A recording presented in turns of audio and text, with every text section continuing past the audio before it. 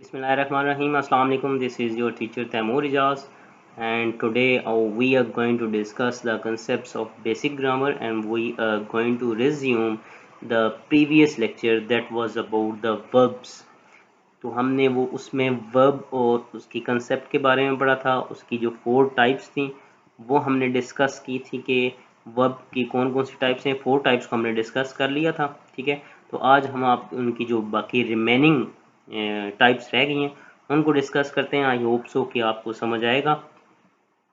जी, हमने पहले अपने प्रीवियस लेक्चर में रेगुलर और इरेगुलर वर्ब्स को डिस्कस किया था, ट्रांजिटिव और इनट्रांजिटिव वर्ब्स को डिस्कस किया था।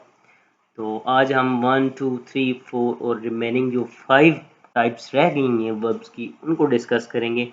तो सबसे पहले चलते हैं फाइनाइट वर्ब की तरफ कि फाइनाइट वर्ब है क्या। जी, फाइनाइट वर्ब जो है वो इसकी डेफिनेशन को पहले देख लेते हैं कि ये क्या लिखी हुई है। Finite verbs mean those verbs which can change their form in accordance with the subject. यानी फाइनाइट वर्ब्स आपके वो वर्ब्स होते हैं जो सब्जेक्ट के अकॉर्डिंग अपनी फॉर्म को चेंज कर सकते हैं, ठीक है। यानी सब्जेक्ट के अकॉर्डिंग एस या ई एस वाली फॉर्म लगानी है, एन जी वाली फॉर्म लगानी है, ठीक है, सेकंड फॉर्म लगानी है, थर्ड फॉर्म लगानी है। यानी मेन जो एक्शन वर्ब्स होते हैं जो सब्जेक्ट के मुताबिक अपनी फॉर्म्स को चेंज कर लेते हैं उनको फाइनाइट वर्ब्स कहते हैं, ठीक है जी। It defines the time past और प्रेजेंट एंड द सब्जेक्ट। यानी ये आपको टाइम के बारे में बताते हैं कि एक्शन आपका पास्ट में हुआ था, प्रेजेंट में हो रहा है, और मज़ीद आपको ये इन्फॉर्मेशन देते हैं किसके बारे में, सब्जेक्ट के बारे में। It tells you who is doing the action and what it is being sorry when it is being done. यानी आपको ये बताते हैं कि एक्शन कौन कर रहा है, यानी सब्जेक्ट के बारे में बताते हैं। And when it is being done यानी टाइम के बारे में बताते हैं कि एक्शन कब हुआ है, ठीक है। एग्जांपल देखें, I eat rice, he eats rice, they eat rice. अब फर्स्ट में देखें आई ईट राइस है, सेकंड में टेंस वही रहा है लेकिन आपका सब्जेक्ट चेंज हो गया है, तो ईट की जो फॉर्म है एस वाली फॉर्म लग गई है, यानी जो फॉर्म है सब्जेक्ट के अकॉर्डिंग क्या हो गई है, चेंज हो गई है, ठीक है। उसके बाद दिया हुआ है दे ईट राइस, देखें फिर दे लगा है तो एस आगे से हट गया, यानी ये फॉर्म जो है वो सब्जेक्ट के अकॉर्डिंग चेंज हो गई है, तो ये फाइनाइट वर्ब है, ठीक है। अब आपने वर्ब को फंक्शन के लिहाज से देखना है, वर्ड के लिहाज से नहीं देखना। सेकेंड एग्जाम्पल को देखें, लिखा हुआ I am a student, am आपका वर्ब है, प्रेजेंट टेंस है।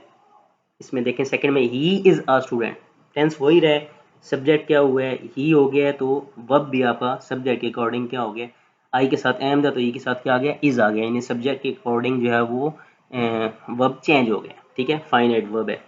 थर्ड में देखें दे आर स्टूडेंट्स, आपका जो सब्जेक्ट था वो क्या था, दे हो गया, तो वर्ब आपका इज और एम की जगह क्या आ गया, आर आ गया, यानी वर्ब जो है वो according to the subject change हो गया। ये भी फाइनाइट वर्ब की एग्जांपल है, ठीक है जी। नेक्स्ट आ जाते हैं इनफिनिट वर्ब्स। इनफिनिट वर्ब्स कौन से होते हैं, ठीक है। Infinite verbs are not actual verbs, ये एक्चुअल वर्ब नहीं होते। They do not work as verbs in the sentence, rather they work as nouns, adjectives, adverbs etcetera. यानी होता ये वर्ब है लेकिन इसका फंक्शन जो था वो वर्ब वाला नहीं होता सेंटेंस में। यानी ये या तो एज ए नाउन परफॉर्म कर रहे होते हैं सेंटेंस में, या एज एन एडजेक्टिव परफॉर्म कर रहे होते हैं, या फिर एज एन एडवर्ब परफॉर्म कर रहे होते हैं वर्ब है, लेकिन इनका रोल जो होता है या फंक्शन जो होता है एज ए नाउन, एडजेक्टिव या एडवर्ब्स होता है। दूसरा पॉइंट देखिए इसका, द फॉर्म्स ऑफ इनफिनिट या नॉन इनफिनिट जो होता है, verbs are infinitive, gerund and participle. अब ये जो तीनों आपके सामने कंसेप्ट लिखे हुए हैं, इन्फिनेटिव, जेरेंड या पार्टिसिपल, ये सेपरेटली भी हम इनको डिस्कस करेंगे। ये जब आपका verb as a noun, adjective या एडवर्ब जब वो फंक्शन प्ले करता है तो उसको इन्फिनेटिव, जेरेंड या फिर पार्टिसिपल कहते हैं। इसको सेपरेटली भी हम डिस्कस करेंगे, ठीक है। एग्जाम्पल देखें, Alex went abroad to play.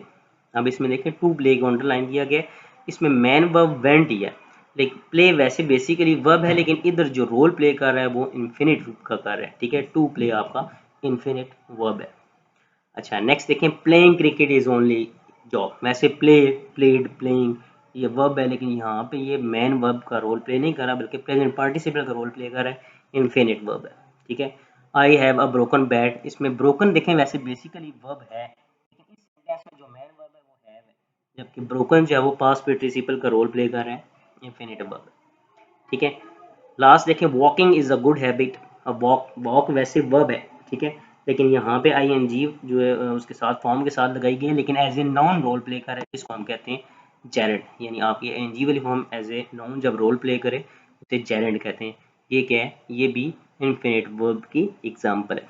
यानी सिंपली आपने ये याद रखना है कि आपके ऐसे वर्ब्स, ठीक है, जो कि सेंटेंस के अंदर वर्ब का रोल प्ले ना कर रहे हो बल्कि नाउन, एडजेक्टिव या एडवर्ब का रोल प्ले कर रहे हो, जब वही verb as a noun, adjective या एडवर्ब का रोल प्ले करते हैं तो वो क्या बन जाते हैं, इंफिनिटिव, जेरेंट या पार्टिसिपल। ऐसे वर्ब्स को इंफिनिटिव वर्ब्स कहते हैं। गॉट इट जी। नेक्स्ट चलते हैं अपने auxiliary verbs. Auxiliary verbs are also called helping verbs. आम आपने सुना होगा कि हेल्पिंग वर्ब ये लगाना है, ये हेल्पिंग वर्ब के नॉट लगाना है, हेल्पिंग वर्ब जो है सेंटेंस के स्टार्ट में ले जाना है। वो बेसिकली उनका जो रियल नेम है वो एक्सिलरी वर्ब्स है, उनको हेल्पिंग वर्ब्स ही कहते हैं। ठीक है जी। An auxiliary verb extends the main verb by helping to show time, tense and possibility.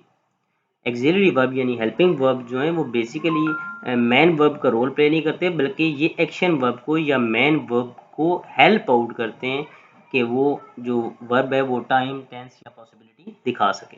ठीक है, इनका रोल ये होता है, देखिए हेल्पिंग वर्ब नाम से ज़ाहिर है हेल्प करते हैं किसकी, मेन वर्ब। ठीक है। Auxiliary verbs are be verbs हैं, कौन कौन से, हैव है, हैज़ है, बहुत सारे वर्ब्स हैं।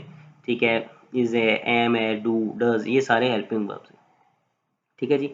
Linking verbs work as main verbs in the sentence but auxiliary verbs help main verbs. Linking verbs हम पढ़ेंगे, इसकी बात क्या है कि लिंकिंग वर्ब जो है वो मेन वर्ब के तौर पर रोल प्ले करते हैं, लेकिन एक्सिलरी वर्ब मेन वर्ब के तौर पर रोल प्ले नहीं करते, बल्कि ये मेन वर्ब की हेल्प करते हैं।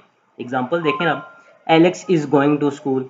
अब एलेक्स इज गोइंग, गोइंग आपका मेन वर्ब है, इज जो है वो उसकी हेल्प कर रहा है, तो ये हेल्पिंग वर्ब है, एक्सिलरी वर्ब है। They are walking in the park, तो वॉकिंग देखें ये मेन वर्ब है, आर जो है इसकी हेल्प कर रहा है, एक्सिलरी वर्ब है। I have seen a movie, seen main verb है, हैव इसकी हेल्प कर रहा है, एक्सिलरी वर्ब है। Do you drink tea, drink जो है मेन वर्ब है, डू सेंटेंस के स्टार्ट में आ गए, क्योंकि जब आप इंट्रोगेटिव सेंटेंस बनाते हैं तो आपका हेल्पिंग वर्ब जो है, एक्सिलरी वर्ब जो है सेंटेंस के स्टार्ट में लगता है। ठीक है जी।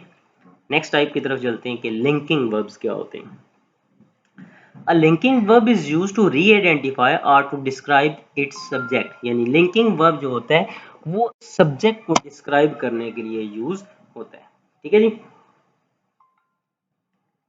A linking verb is called a linking verb because it links the subject to a subject complement।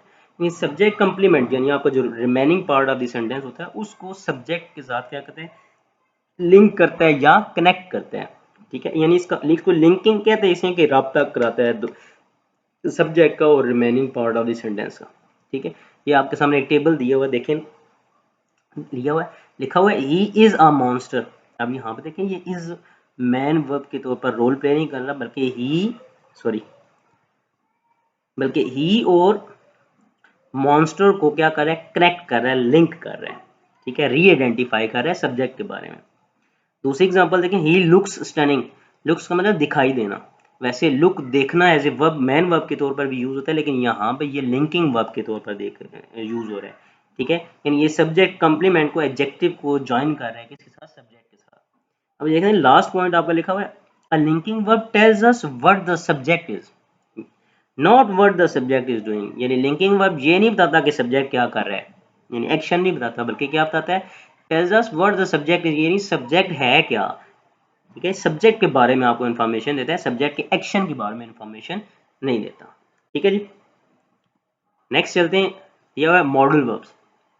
Model verb is kind of an auxiliary verb, auxiliary verb की ही ये टाइप है। इट असिस्ट, बिल्कुल एक्सिलरी वर्ब का जो function है वही modal verb है। It assist the main verb to indicate possibility, potentiality, ability, permission, expectation and obligation. यानी मॉडल वर्ब का फंक्शन यही होता है कि वो मेन वर्ब की हेल्प आउट करता है पॉसिबिलिटी दिखाने के लिए, पोटेंशियलिटी दिखाने के लिए, एबिलिटी दिखाने के लिए। ठीक है जी। मॉडल वर्ब्स आपने बहुत सारे पढ़े होंगे, जिनमें कैन शामिल है, कुड है, must, may, might, ought to, shall, should, will and would. ठीक है, ये बहुत सारे जो हैं वो क्या दिए हैं, मॉडल वर्ब्स आपको दिए हैं। एग्जाम्पल देखें आप, दी हुई है कि I may want to talk to you again. अब मे देखें क्या है, पॉसिबिलिटी, शो कर रहा है मॉडल वर्ब की type. Want to talk, want main verb है, ये मे जो है उसकी हेल्प कर रहा है, ठीक है। याद रखिएगा आपके जो हेल्पिंग वर्ब हैं वो इज़ एम आर, यानी वो मेन वर्ब की हेल्प करते हैं, मॉडल वर्ब भी मेन वर्ब की हेल्प करते हैं, लेकिन आपका जो हेल्पिंग वर्ब है यानी एक्सिलरी वर्ब जो है वो टाइम दिखाने के लिए हेल्प करता है। ये जो मॉडल वर्ब है ये पोटेंशियलिटी, एबिलिटी और परमिशन दिखाने के लिए हेल्प आउट करते हैं, ठीक है जी। जैसे देखिए सेकंड सेंटेंस देखें, they must play their best game to win. Must ज़रूरी के लिए यूज़ होता है, प्ले मेन वर्ब है, मस्ट उसकी हेल्प आउट कर रहा है, परमिशन है ओब्लिगेशन दिखाने के लिए, ठीक है, ओब्लिगेशन मस्ट यूज़ हो रहा है उसके लिए। यू शुड कॉल हिम, अब देखें कॉल बेसिकली वर्ब है, शुड उसकी हेल्प आउट कर रहा है, ठीक है, पॉसिबिलिटी या जो एबिलिटी है उसको दिखाने के लिए, ठीक है जी। आई विल गो देयर, अब विल यहाँ पे देखें टाइम को शो नहीं कर रहा बल्कि पोटेंशियलिटी यानी मजबूत इरादा शो कर रहा है, ये भी जो है मॉडल वर्ब की टाइप है। गॉट इट जी। तो ये आपकी जो थी वर्ब की टाइप्स थी जो हमने डिस्कस की हैं। आई होप सो कि आपको ये समझ आ गई होंगी। इसको आपने देखना है और देखें इसको एग्जांपल्स को आपने समझना है। एग्जांपल्स यही और फुल एंड फाइनल नहीं है बल्कि इसके अलावा बहुत सारी एग्जांपल्स होती हैं, आपकी बुक्स में अवेलेबल होती हैं। उसके अलावा सेंटेंस जब आप पढ़ते हैं या आप लेसन पढ़ते हैं, पैराग्राफ्स पढ़ते हैं, उसके अंदर ये बहुत सारी एग्जांपल्स दी होती हैं। जब आपको कंसेप्ट होगा तो आप उसको इजीली आइडेंटिफाई कर सकेंगे, आपकी ग्रामर जो है वो नो डाउट इससे बहुत ज़्यादा इम्प्रूव होगी, ठीक है जी। It's all for today, kindly end पे वीडियो को लाइक एंड शेयर कर दिया करें और चैनल को हमारे शेयर करें और इसको सब्सक्राइब भी करें। थैंक यू एंड अल्लाह हाफिज़।